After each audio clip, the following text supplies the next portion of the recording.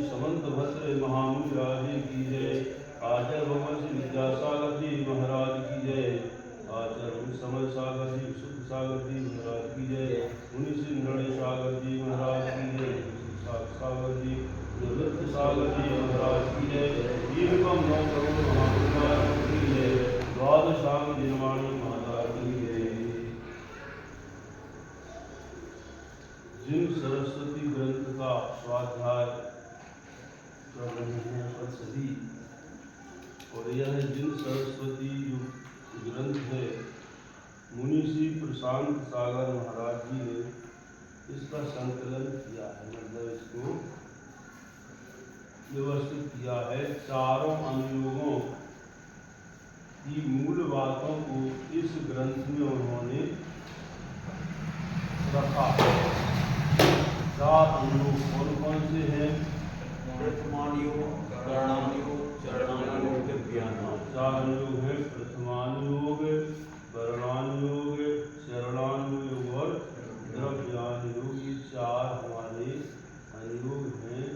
सर्वप्रथम आचार्य समंत भद्र महाराज ने रत्नकंड शाखाचार में चार अनुयोगों की बात की और चारों अनुयोगों को उन्होंने अपने ग्रंथ में परिभाषित किया है।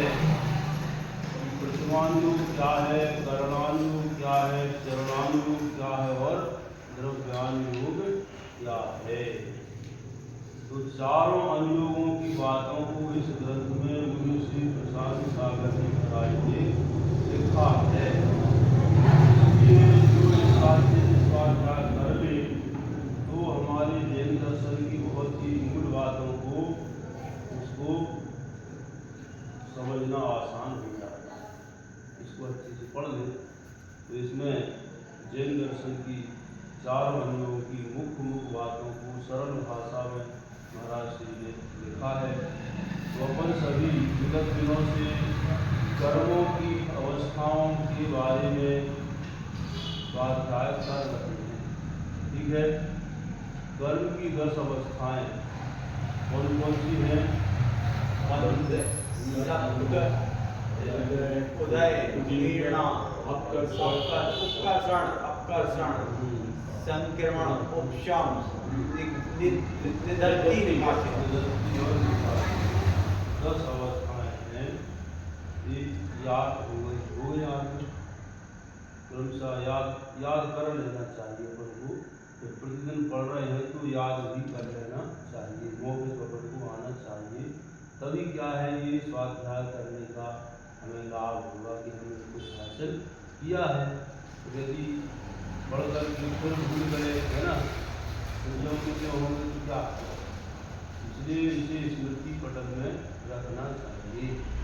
बार बार जब हम चिंतन करते हैं, पढ़ते हैं और उसको चिंतन करते हैं तो क्या होता है, वो बात हमारे मनोमस्तिष्क में लंबे समय तक बनी रहती है। चिंतन करना बहुत जरूरी है। आज हमने क्या कहा, घर पर चिंतन करें, घर पर बैठे सो रहे हैं तो भी चिंतन कर सकते हैं, है ना। चिंतन करना बहुत जरूरी है, क्योंकि पढ़ने से नहीं चिंतन करने से विद्वान बनते हैं। खाने से नहीं पचाने से बलवान बनते हैं, है ना। खाने से नहीं पचाने से बलवान बनते हैं, पढ़ने से नहीं चिंतन करने से विद्वान बनते हैं। इसलिए चिंतन करना बहुत जरूरी। चिंतन का आज हमने क्या पढ़ा, उसमें क्या बात निकली, इसका मतलब क्या है ना, बार बार उसके बारे में तो सांसारिक बातें तो बहुत सोचते हैं, इसके बारे में भी विचार करें ना, तो ज़्यादा इसी पे समय दें, इसी के बारे में सोचें तो क्या होगा, हमारा धर्म ध्यान भी होगा, है ना। तो चलिए 10 अवस्थाओं का ये यहाँ पर वर्णन पढ़ रहे हैं। पहली अवस्था बंध है, अर्थात बंध का मतलब क्या है, कर्म परमाणुओं का जो कर्म वर्णाएं हैं उनका हमारे राग द्वेष कषाय आदि परिणामों के द्वारा आत्म प्रदेशों के साथ एक क्षेत्रावाह संबंध को प्राप्त हो जाना, आदि प्रदेशों के साथ क्या हो जाना, बंध जाना, वो क्या कहलाता है, बंध कहलाता है। वह बंध कितने प्रकार का बताया था, 4 प्रकार का बताया। कौन कौन सा था,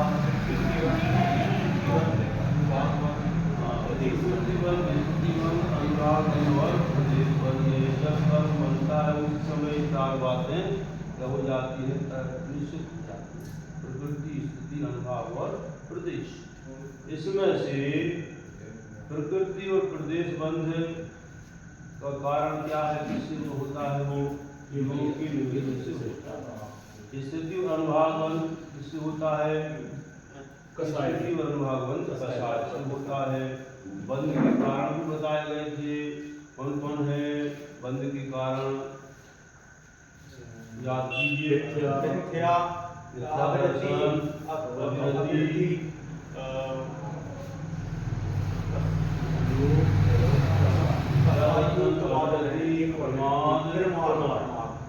कसाय और योग। तत्वार्थूत का सूत्र याद कर लो, मिथ्या दर्शनावरति प्रमाद कसाय योग युगा बंध हेतु। मिथ्या दर्शनावरति प्रमाद कसाय युगा बंध हेतु। ये बंध के हेतु हैं, बंध के कारण है।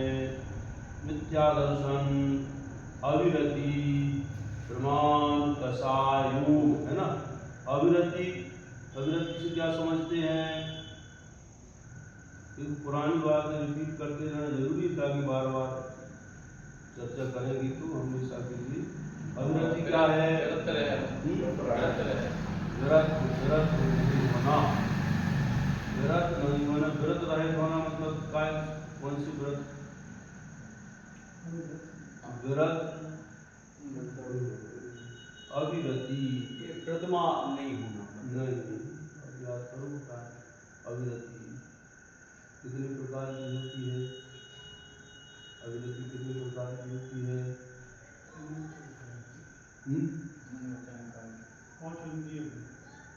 पांच इंद्रिय क्या है, पांच इंद्रियों का 11 पहुंच रहे हो। पांच इंद्रियों की मन वचन कर्म के द्वारा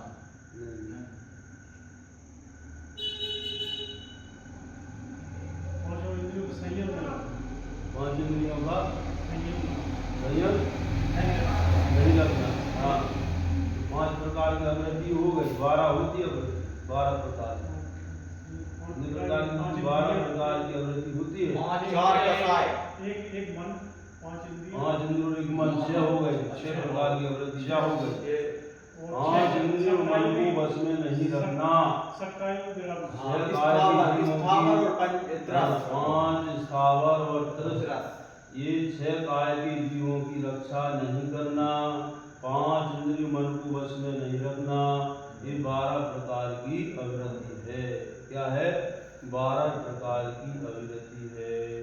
इनसे विरत हो जाओ तो क्या हो जाएगी, विरति हो जाएगी, मतलब व्रत हो गया, हो गया व्रत हो गया, नियम हो गया। तो एक देश अकेला तिरस हिंसा का त्याग वृथा, तिरक हिंसा का त्याग हो गया तो एक देश अवृत्ति हो गई, मतलब श्रावक का व्रत हो गया। और तिरस और स्थावर सभी जीवों की हिंसा का त्याग और 5 इंद्रियों को मन की वश कर दिया, तो क्या हो गए, पूर्ण जो है व्रत हो गए, यानी मुनि व्रत हो गया। क्या हो गया, महाव्रत हो गया। ये 12 प्रकार की अवृत्ति, इससे क्या होता है, कर्म का बंध होता है। मिथ्या दर्शन, अवृत्ति, प्रमाद, प्रमाद कितने प्रकार का, प्रमाद भी कितना, 15 प्रकार का। कौन कौन सा,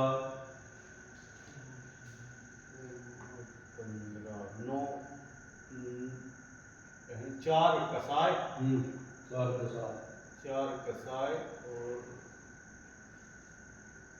निद्रा है, और बाद में वो लास्ट में निद्रा से वास्तव में वो 4 कसाय हो गए। 6 और 9 कर्म, 9 कसाय, 4 कसाय हो गई और निद्रा से 6 हो गई और स्पर्श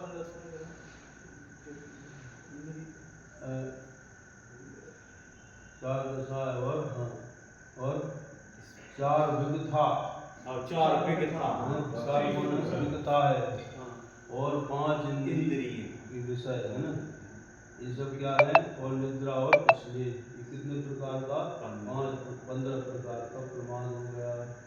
कसाय, कसाय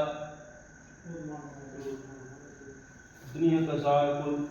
क्रोधमान माया मिथ्या दर्शन अवृत्ति प्रमाद कसाय। कसाय कितनी प्रकार की हैं?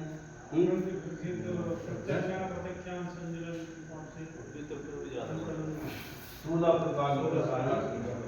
16 ये हो गई। और नो क्या है? नो कसाय हो 25।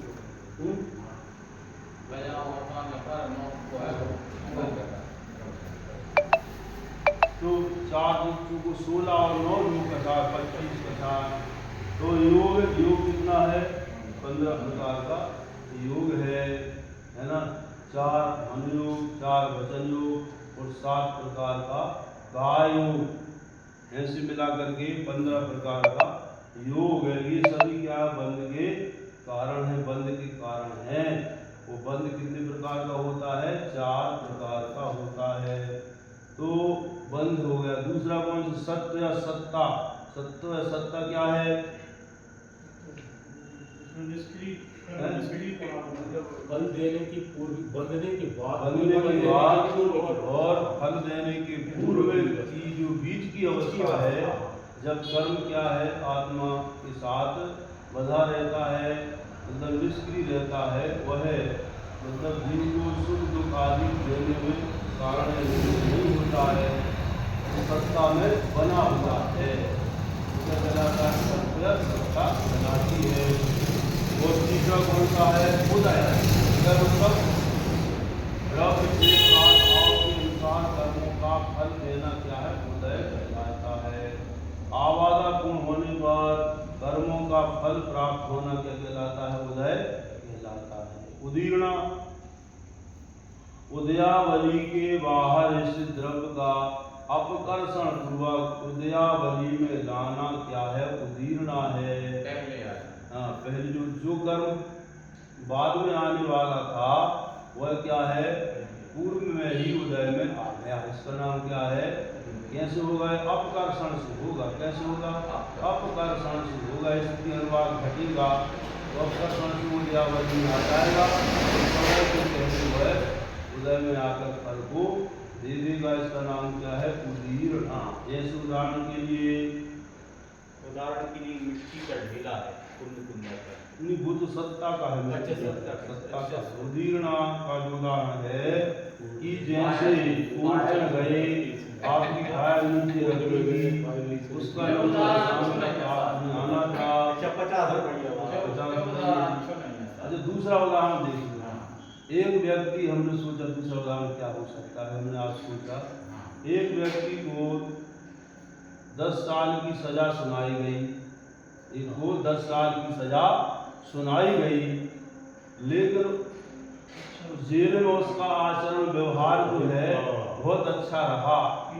तो आचरण व्यवहार आदि बहुत अच्छा रहा तो उसको 5 साल में ही रिहा कर दिया गया। कैसा हुआ? मतलब उसने अपने परिणामों से और अपने जो है भावों से उसने क्या कर लिया? अपने उसकी क्या कर दी? अपकर्षण कर दिया। मतलब जेल की सजा कम करवा दी तरह से। इस तरह से ये है कि जो कर्म है की स्थिति अनुभाग ज़्यादा था, परिणामों से क्या हो गया? उसका अपकर्षण होकर के उदयावली में आ गया।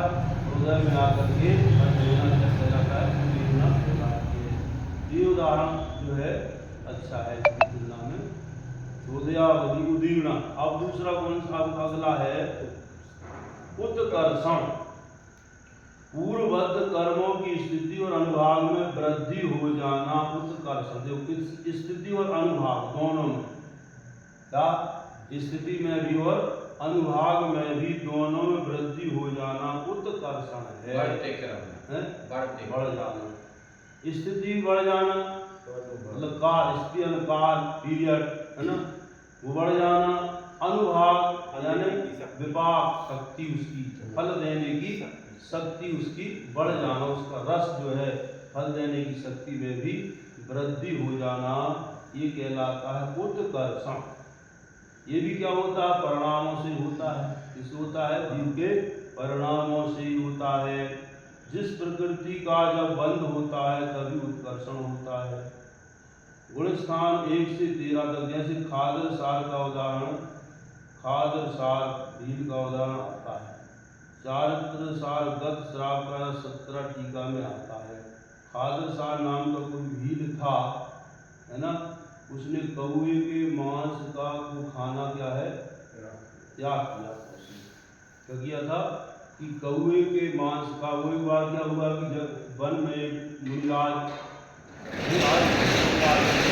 बहुत से लोग वहाँ पर मुनिराज के दर्शन करने के लिए आए, तो दर्शन करने के लिए आए तो बहुत से लोगों ने, सभी ने महाराज जी के निकट आकर के उनका उपदेश सुना, संसार की असारता को जाना, है ना, और संसार की असारता को जान, विषय भोग, संसार के विषय भोगों की जो है निस्सारता को जाना, संसार की असारता को जाना, और उससे क्या है वो सभी मुनिराज के उपदेश से प्रभावित हुए, अंदर वैराग्य भाव जागृत हुए, तो सभी ने महाराज जी के निकट आकर के कुछ ना कुछ संयम ग्रहण किया, कुछ ना कुछ नियम आदि महाराज जी से लिए, है ना। तो अब सभी लोग नियम लेकर के चले गए। एक जंगल का जो खादर शाह भील था वो दूर बैठा हुआ था। महाराज जी ने जान लिया क्या ये निकट भक्त है, क्या है ये निकट भक्त है, और उसको बुलाया और उसने मतलब पूछा क्या करते हो, बताया सब महाराज जी ने, नमस्ते प्रणाम किया और पूछा कि मैं जंगल में रहता हूँ और क्या है, क्या खाते हो, जंगल में रहेंगे क्या है, सब जानवरों को मार करके उनका मांस खाता है। तो उपदेश दिया उनके लिए कुछ नियम संयम ले लो। महाराज में क्या नियम संयम ले सकता हूँ, मांस खाना तो मेरा भोजन है, मैं उसे छोड़ नहीं सकता, क्योंकि मेरे पास भोजन का कोई दूसरा विकल्प है नहीं। तो महाराज जी ने क्या कहा कि ठीक है, तुम एक नियम ले लो। कौन सा नियम? कौए का मांस कभी नहीं खाओगे, कौए का मांस को नहीं खाने का नियम ले लो, कौए का मांस त्याग दो। तो उसने सोचा कि ये तो बहुत सरल नियम है, कौए का मांस वैसे नहीं खाता हूँ मैं, उसका नियम ले लेता हूँ। तो उसने महाराज जी के सामने संकल्प कर दिया कि मैं अपने जीवन में कभी भी कौए का मांस का सेवन नहीं करूँगा, और महाराज जी के सामने प्रतिज्ञा कर दी। और इस तरह से वो अपने कामों में व्यस्त हो गया, दिनचर्या उसकी चलती रही, केवल कौए का मांस नहीं खाता, ये नियम उसको याद है। और एक मंत्र भी, ओंकार मंत्र की सुना सिखा दिया, इस मंत्र की जाप किया तो वो भद्र परिणामी था एक तरह से। तो महाराज जी की जो बात बताई, बात का बिल्कुल पालन करने लगा। एक बार वो बीमार पड़ गया बहुत ज़्यादा, और जंगल में जो भी जड़ी बूटी औषधि वहाँ पर जो इलाज करने वाले जो भी वैद्य होते उनके, उनसे खूब इलाज किया उन्होंने, लेकिन बीमारी दूर ही नहीं हो रही थी, असाध्य बीमारी आ गई। अब और बहुत बड़े वैद्य आए, उन्होंने सब देखा, कहा देखो इनकी हालत बहुत नाजुक है, यदि इनको ठीक करना है तो इनके लिए कौए का मांस खिलाना पड़ेगा। क्या करना पड़ेगा? कौए का मांस खिलाना पड़ेगा। तो उससे कहा कि आपको कौए का मांस जो है सेवन करना पड़ेगा। उसने कहा कि मैंने तो महाराज जी से, एक साधु से नियम लिया था कि मैं कौए का मांस कभी नहीं खाऊंगा, नियम है, मैं कौए का मांस नहीं खा सकता। कौए का मांस नहीं खाओगे तुम जीवित नहीं रहोगे, मर जाओगे, ऐसी बीमारी है, तुम्हारे प्राण निकल जाएंगे। उसने कहा ठीक है, प्राण निकल जाए तो कोई बात नहीं, प्राण निकल जाए तो कोई बात नहीं, लेकिन कौए का मांस नहीं खाऊंगा, ऐसा उसने बताया। अब उस समय क्या, उसका एक रिश्तेदार जो है कहीं दूसरे गांव से, मतलब इसके पास देखने के लिए आ रहा, तो रास्ते में उसने देखा एक पेड़ पर एक जो है गंधर्व की जो गंधर्वनी, वहाँ पर वो है वो मतलब क्या कर रही थी, नाच गा रही थी, है ना। देखो क्यों प्रसन्न हो रही थी, तो उसने पूछा क्यों, क्यों नृत्य कर रही, क्या बात है। तो उसने बताया कि वहाँ कोई जो है भील जो है वो मरने वाला है और आकर मेरा क्या है वो स्वामी बनेगा, इसलिए मैं क्या प्रसन्न हूँ। देव थी, देव मतलब व्यंतर देव। तो गया उसने यहाँ पर आकर के और देखा अपने मतलब शायद बहन हुई है सारा जो भी था, तो उसने बताया कि ऐसी ऐसी घटना मैंने वहाँ पर सुनी। जब उसने ये सुना देखो अरे मैं देव बनने वाला हूँ, तो उसने कहा कि मैं किसी सभी प्रकार के मांस का त्याग करता, और एक कौवे के मांस त्याग की तो उसका इतना फल मिल रहा है, तो वो सभी त्याग क्यों पूरा सब प्रकार के मांस का त्याग करता हूँ, सब पूरा जो है मांस आदि सेवन त्याग करता हूँ और सही पूरी नियमों को मैं ग्रहण करता हूँ। किसी प्रकार का मांस किसी जीव की हिंसा नहीं करूँगा, किसी प्रकार का मांस नहीं खाऊंगा, और जो है फल आदि को खा करके मैं अपना जीवन चला लूँगा। उसने सारे प्रकार के मांस का त्याग कर दिया, और वह फिर क्या है जो है क्योंकि बगुल के मांस खाने से बच सकता था, लेकिन क्या है वो मर गया, है ना। अब पहले उसने क्या किया, फिर जो उसने नियम का पालन कर रहा था तो उससे क्या है उसकी जो आयु जो है देव आयु जो बंधी थी, देव आयु का आशा हो गया, लेकिन कौन व्यंतर देव की क्या है आयु का जो है स्थिति और अनुभाग होता है, लेकिन चूंकि उसने और अपने परिणाम भाव और अच्छे बना लिए, इस कारण से उसकी आयु की स्थिति अनुभाग और बढ़ गया। देव पर्याय में तो गया, क्योंकि आयु का एक बार जो है बन जाता परिवर्तन नहीं होता है, स्थिति अनुभाग बदल सकता है। तो फिर क्या हुआ कि उसका स्थिति अनुभाग बढ़ गया, और कहाँ वो वैमानिक देव में जाकर के कहाँ हो गया वैमानिक देवों में जाकर के दूसरे स्वर्ग में जाकर के वो अपने लौट कर यहाँ से गया फिर से रिश्तेदार उसका, तो वो जो रोदन कर रही थी देवी, क्योंकि अब रो क्यों रही हो, अरे तुमने जो है गलत कर दिया, उनको बता दिया कि उन्होंने और जो है अपने नियम बढ़ा लिए, इसी कारण क्या हुआ वो तो और हमारे मतलब और ऊंचे स्वर्ग में जाकर के उन्होंने जन्म दिया है। मेरे पति स्वामी होने वाले लेकिन वो नहीं हुए, और ऊंचे स्वर्ग में जाकर के वह देव बन गए हैं।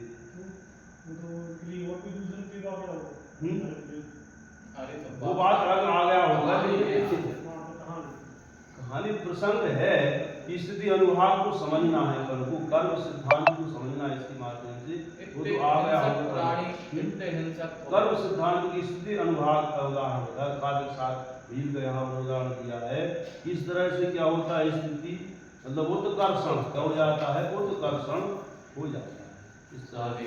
हाँ, जैसे एक टीचर है पढ़ा रहा है ना, पढ़ा रहा है, अब एक विद्यार्थी को होमवर्क दिया करने के लिए, है ना, होमवर्क दिया, या फिर जो है और दूसरा मतलब लड़ाई हो गई किसी से उसकी, और जानबूझ के बच्चे को उसने मार दिया, गाली गलौज कर रहा था, बहुत उद्दंडता की, और शिक्षक के सामने उसको लाया गया। तो शिक्षक के सामने जब देखा, शिक्षक तो बहुत नाराज हुए, तुम गाली देते हो, तुमने अपने साथी को मारा पीटा, तो इस मतलब गलती तो की, गलती की है तो क्या होगा, सजा तो मिलेगी, है ना। लेकिन और जब उससे कहा कि तुमने क्यों मारा, क्यों गाली दे रहे थे, तो फिर अपराध को तो स्वीकार नहीं कर रहा है, और क्या कह रहा है कि गाली दी तो क्या हुआ, मैं और गाली दूंगा, क्या है मैं और गाली दूंगा, और उसको पीटूंगा और मारूंगा। गलती को स्वीकार ना करके क्या है उसको और सही ठहराना, क्या कर रहा है और को और सही न्यायोचित ठहरा रहा है, पश्चाताप नहीं है, क्या कर रहा है उसको और न्यायोचित ठहरा। तो क्या होगा, पहले जो उसको दंड मिलना था, टीचर उसको एक दो जो है डांट करके भी समझे, लेकिन जब गलती कर रहा और गलती पर स्वीकार नहीं कर रहा तो क्या होगा, उसका दंड और बढ़ जाएगा, और कठोर दंड उसके लिए दिया जाएगा। इसी तरह से हम जो भी गलत काम करते हैं, मान लीजिए हमने किसी जीव की हिंसा की, हिंसा करने के बाद और उसको और न्यायोचित ठहरा रहे हैं, मान लीजिए कहीं आप गाड़ी से जा रहे हैं, है ना, और रास्ते में किसी जीव की क्या हो गई, हिंसा हो गई, तो उस पर हमें पछतावा तो नहीं, किसी ने कहा कि आपने ऐसा क्यों पछतावा तो नहीं है, बल्कि क्या है और हम उसको न्यायोचित ठहराएं करें, उसको सामने क्यों आ गया, वो उसको ठीक से देख कर चलना चाहिए कि क्यों आज गलती हमारी थी लेकिन हम गलती को स्वीकार नहीं करें और उसको क्या है न्यायोचित और ठहरा तो क्या हो जाएगा। जो हमने जिस समय घटना की थी उस समय जो हम मतलब कर्म बांधा था उसकी स्थिति अनुभाग को बांधा था और जो गलती को ना स्वीकार कर वो सही और बता रहे हैं तो क्या होगा उसकी स्थिति अनुभाग में और वृद्धि हो जाएगी। तो क्या होता है कि कर्म जब बांधते हैं कोई भी काम करते हैं तो पहले जो वर्तमान समय उस समय तो कर्म बंध ही रहा है, उस समय तो कर्म बंध ही रहा है। पूर्व के बंधे हुए कर्मों में भी क्या होता है उससे क्या होता है उत्कर्षण और अपकर्षण होता है। क्या होता है उत्कर्षण और अपकर्षण होता है।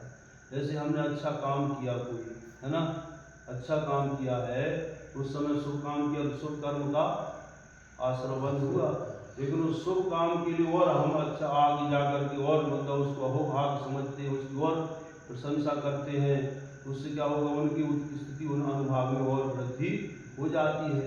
और हम जो गलत काम करते हैं तो क्या होता है गलत काम को और मतलब और उसको सही मानते हैं पश्चाताप नहीं करते क्या होगा उनकी स्थिति अनुभाग में और नवजाति हो जाती है।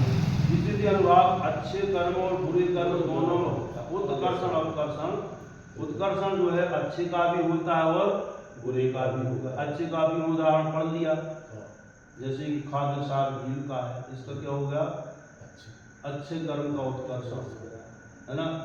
इसी तरह से बुरे कर्म का भी उत्कर्षण हो गया। जैसे विद्यार्थी का उदाहरण बताया कि क्या है हमारे लिए बुरे कर्म के उत्कर्षण का उदाहरण समझना चाहिए।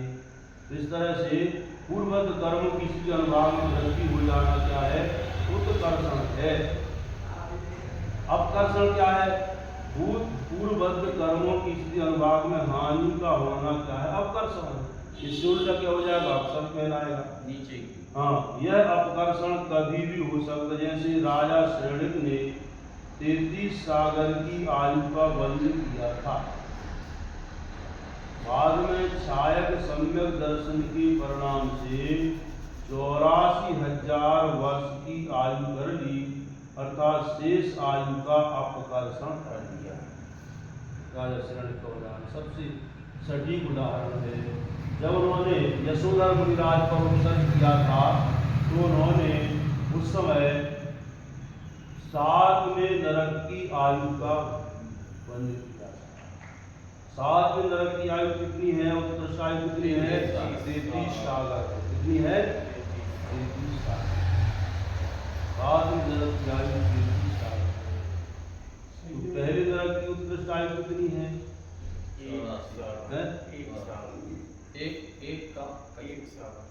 एक सागर।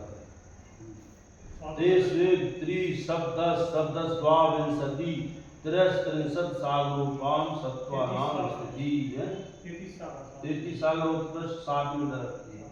पहले नरक की उत्कृष्ट स्थिति 1 सागर है। कितनी है 10 मतलब पहले नरक में 1 सागर, दूसरे नरक में 3 सागर, तीसरे नरक में 7 सागर, चौथे नरक में 10 सागर, 5वें नरक में 17 सागर, 17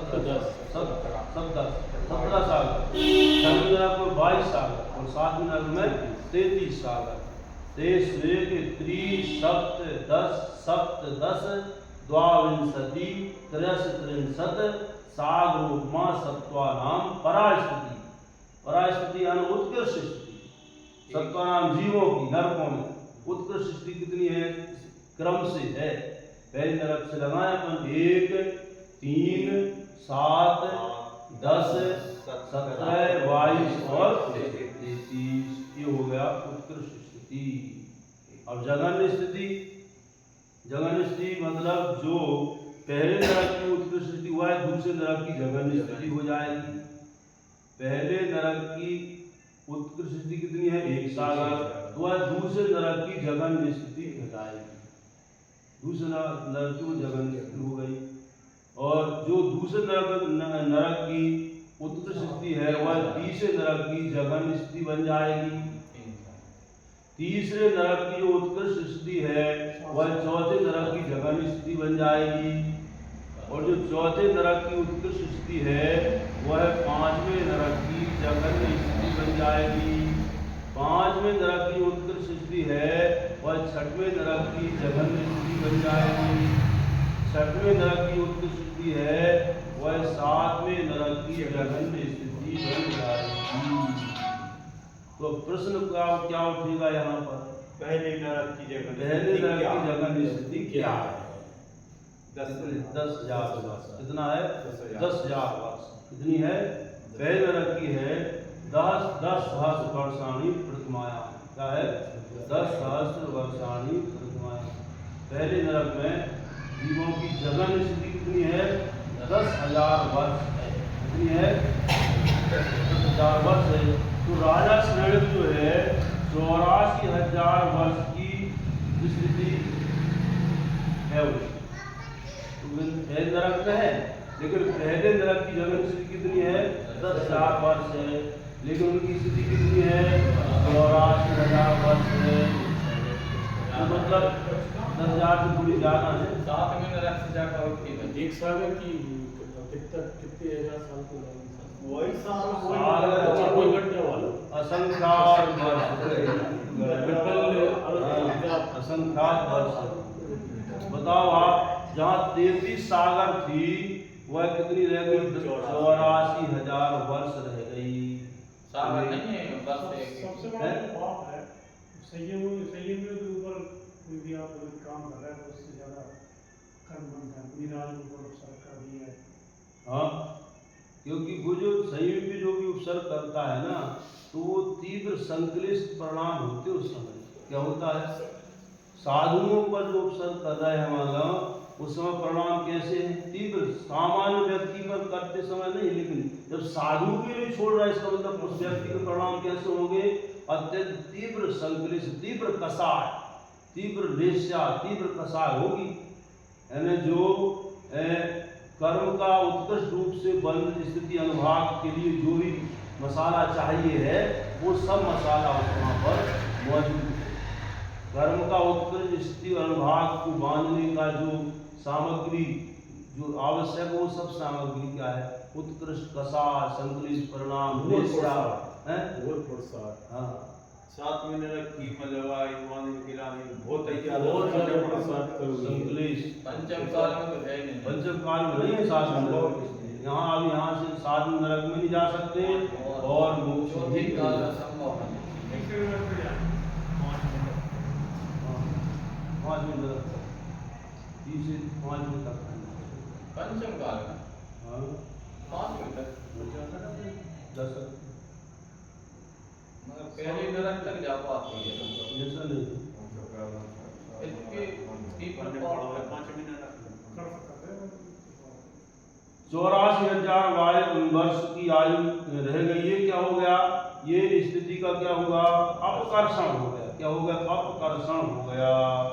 किसके परिणाम से हो गया? सहायक सम्यक दर्शन के परिणाम से 84,000 वर्ष की आयु कर दी, शेष आयु का अपकर्षण कर दिया। ये गुण स्थान 1 से कहाँ तक होता है? 13 तक होता है। सम्यक दर्शन की वजह से राजा से समता से सहन कर रहे हैं नरक के परिणाम। सम्यक दृष्टि हाँ, से हम तो कर रहे हैं समता से, लेकिन कष्ट तो है ही ना सब। कष्टों में कमी कहाँ है? ऐसा तो है नहीं कि जो शायद सम्यक दृष्टि है, तीर्थंकर बनने वाला है, तो वहाँ पर दूसरे जीवों की अपेक्षा इनके लिए कम कष्ट हो। वहाँ की भूमि का वही कष्ट है, वहाँ की क्षेत्र का, वहाँ की जो है नदी को है ना, वो सब मिट्टी कितनी दुर्गंधित होती है, और वहाँ जब जन्म लेता है तो उल्टी गिरते हैं। तो ये सब क्या है? ये सारा जो वहाँ का द्रव्य क्षेत्र फाल भाव आदि संबंधित जो भी दुख है, असुर कुमार के दुख है, ये सारे हैं। वहाँ किसी तरह से कोई कमी नहीं है, लेकिन कौन जीव कैसे सहन कर रहा है वो अलग बात है।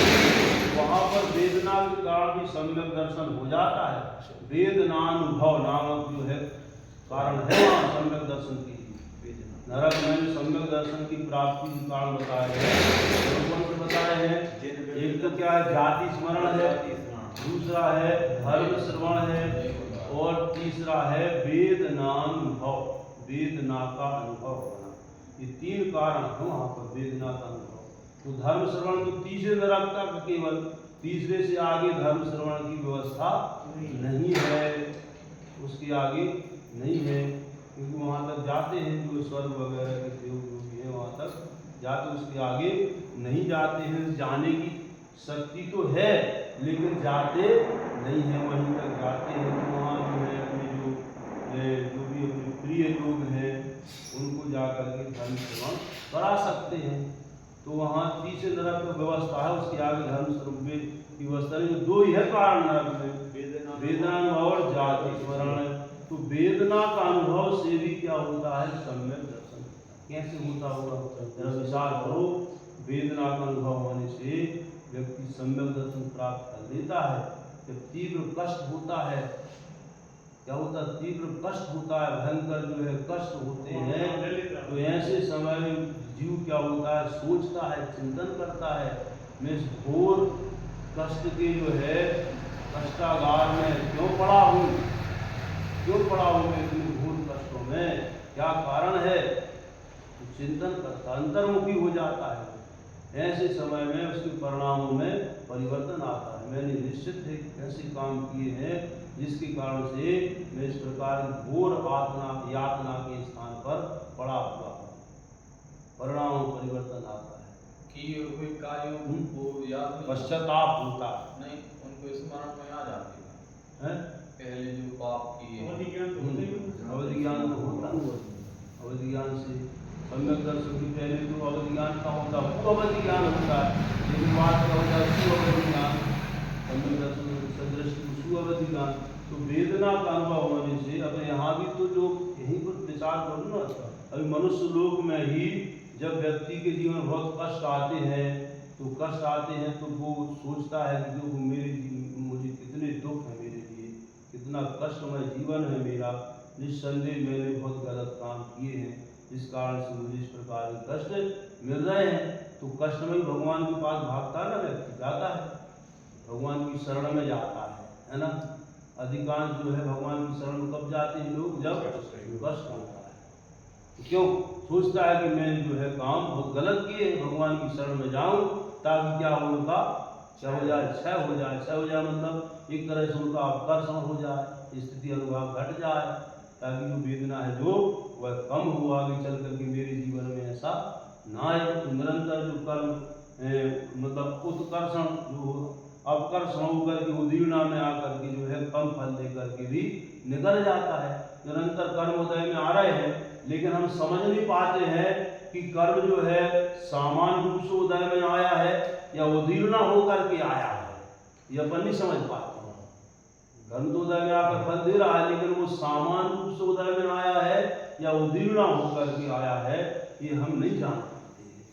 आपने वो एक घटना सुनी थी जो कहानी आती संबंध में, 2 मित्र हैं, 2 दोस्त थे, हाँ, तो दोनों, एक क्या है बहुत धार्मिक था, प्रतिदिन मंदिर जाता था, भगवान की पूजा करता था, स्वाध्याय करता था, साधुओं की सेवा करता था, भैया वृत्ति करता था, है ना।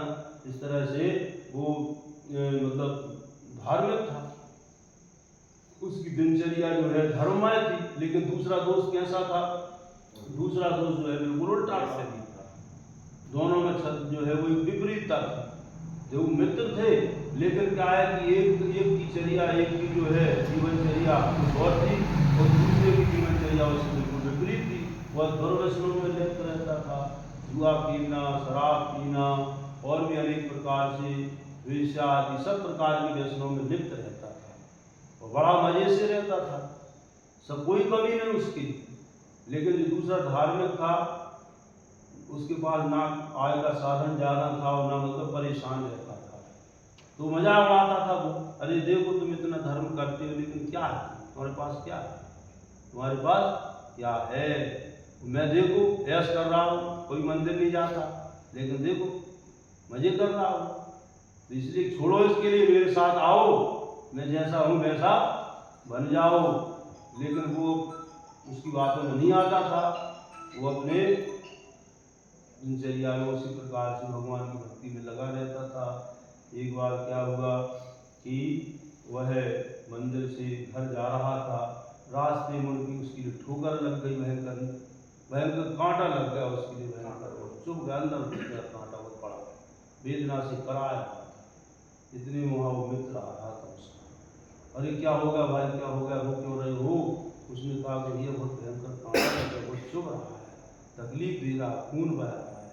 अरे भगवान के मंदिर से आ रहे हो तुम कांटा, और मैं देखो मेरे लिए, मैं वहाँ से आ रहा हूँ, मुझे क्या है रास्ते में जो है थैली मिली, सोने की मोहरों की थैली मिली मेरे लिए। मैं मंदिर नहीं जाता, देखो मेरे लिए, और तुम मंदिर जाते हो, तुम्हें ये कांटा लग रहा है, क्या मिल रहा है इससे, छोड़ो। लेकिन उसने कुछ नहीं कहा कि देखो सब अपने अपने कर्मों का फल है, मैं ऐसा किया है वो मिल रहा है ऐसा। और उसी समय तो वहाँ पर कोई संत आए, मुनिराज आए, तो ज्ञानी से कहा, बताया कि ऐसा ऐसा है कि मेरा मित्र जो है ये प्रतिदिन मुझसे कहता है कि तुम मेरे साथ आ जाओ, क्यों जो है मंदिर जाते हो, भक्ति करते हो, स्वाध्याय करते हो, क्या मिलता है? तो महाराज जी ने अपने ज्ञान से बताया कि देखो दोनों बैठे हुए थे कि आज तुम्हारे लिए जो मोहरों की थैली मिली है, तुमने पूर्व में इतने अच्छे कर्म किए थे, इतना पुण्य कमाया था, उस पुण्य के कारण तुम्हें क्या है सिंहासन मिलना चाहिए था। क्या मिलना था? सिंहासन मिलना था। लेकिन तुमने अपने वर्तमान के खोटे कर्मों से उस पुण्य का क्या कर दिया, तुमने अपकर्षण क्या कर दिया, घटा दिया उसके लिए। उस मात्र जो थोड़ी सी मोहरों में ही वह क्या पुण्य क्या हो गया, उसी में आकर के निकल गया। और इसने अपने पूर्व कर्म बहुत पाप किए थे, जिसके कारण से इसे तो क्या सूर्य पर चढ़ाया जाना था, लेकिन वर्तमान के इसके अच्छे कर्मों से उस पुराना पाप क्या हो गया, वो उसका अपकर्षण हो गया और थोड़े से में ही कांटे के रूप में निकल गया। तो ये उदाहरण बताता है कि किस तरह से अपने ही परिणामों से, ऐसा नहीं कि कोई दूसरे, अपने ही परिणामों से क्या हो जाता है, कर्मों का उत्कर्षण और अपकर्षण होकर के और वह फल दे करके निकल जाता है। तो इस तरह से ये हुआ गया कर्म का उत्कर्षण और अपकर्षण नाम का एक कारण हुआ। शास्त्री जी, देव शास्त्र गुरु की भक्ति करने से कर्मों का क्षय होता है कि उपशम होता है? देव शास्त्र की गुरु की भक्ति करने से क्या होता है, कर्मों का क्षय होता है कि उपशम होता है? देखो कर्मों का क्षय मतलब इससे पुण्य का संचय हो रहा है। इससे क्या हो रहा है, पुण्य का संचय होता है, पुण्य का संचय। और पुराने जो हमारे कर्म हैं, उन कर्म जैसे जो पुराने जो हमारे प्रशस्त कर्म हैं, उन प्रशस्त कर्मों की स्थिति अनुभाग में भी वृद्धि होती है। क्या होती है, पुराने जो अशुभ कर्म है, शुभ कर्म है, उनकी स्थिति अनुभाग में वृद्धि होती है, और अशुभ कर्म है उनकी स्थिति अनुभाग में क्या होती है, अपकर्षण। जैसा हमारा पुण्य का प्रशस्त कर्म प्रवृत्तियों का जो है, वो पुराने जो है, जब कोई काम कर रहे हैं दो काम होते हैं, वर्तमान में कर्म बध रहा है, लेकिन उसके साथ पूर्व में जो है उन कर्मों में भी स्थिति अनुभाग में परिवर्तन हो रहा है। ये दो काम चलते हैं। वर्तमान में जो अच्छा काम कर रहा है ना, तो अच्छे काम से वर्तमान में कर्म तो बन ही रहा है, पूर्व का जो है उसमें भी उसी हिसाब से क्या होता है, स्थिति अनुभाग में उत्कर्षण या अपकर्षण। अच्छा है तो क्रिया में बढ़ेगा, अच्छा कर्म कर रहे हैं तो वो अच्छे कर्म है उनमें क्या हो जाएगी, स्थिति अनुभाग बढ़ जाएगा। और बुरा कर्म कर रहे हैं तो क्या हो जाएगा, पुरानी जो बुरी कर्म है वो स्थिति अनुभाग बढ़ जाएगा। ऐसा होता है, डबल काम चलता है, इसलिए इसको समझना बहुत जरूरी है, हमेशा सतर्क रहने की आवश्यकता है। पंचपर्वेश की